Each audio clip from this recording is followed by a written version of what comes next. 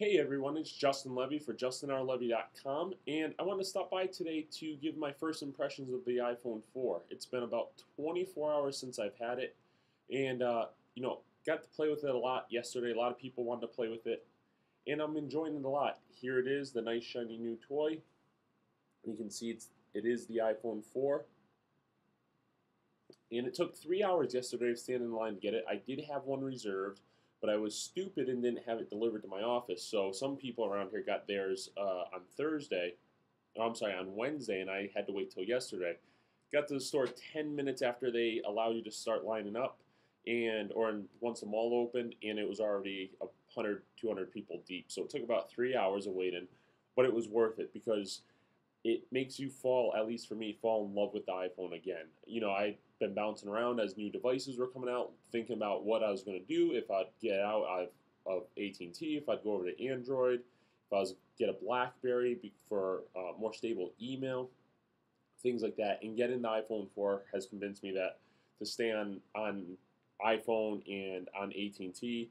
Not obviously overly impressed with AT&T as usual, but this is just a stellar phone.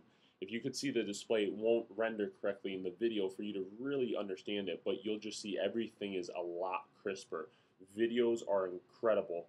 And the phone just works really well. I'm still trying to get used to a lot of the features of it, but for example, I don't know if you'll be able to really see this, but you'll be able to see just how nice the video plays.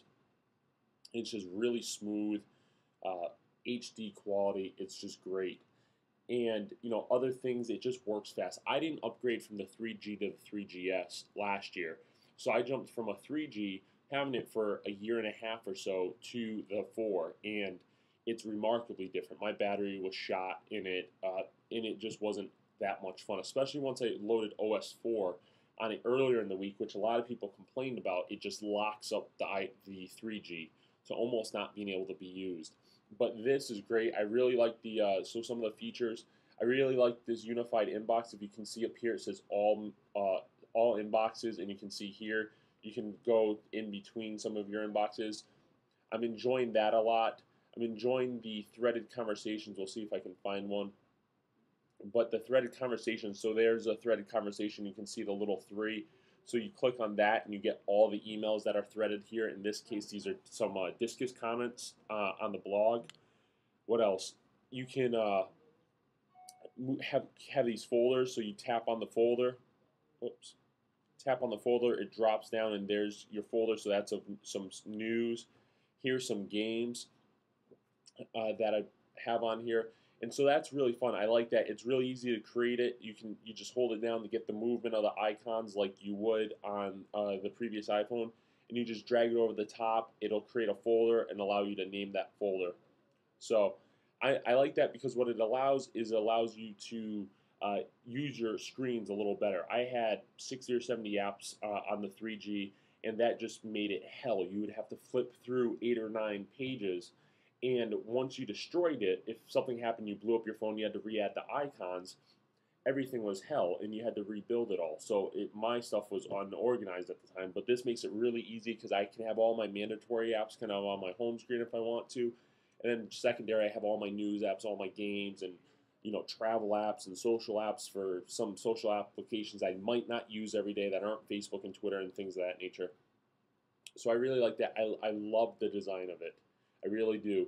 I love the flat design of it. And while I'm talking about the design, I should mention that all the reports yesterday of AT&T, of the dropped bars, the possible issues with service because of the whole body being an antenna, I, knock on wood, hopefully am one of the few that isn't having the problem. I know that they say it can be by pressing on the areas of where the antenna makes its connections or has its space, but I'm not having any problems. I'm also not having the problem with the yellowing screen that people talked about or the scratching.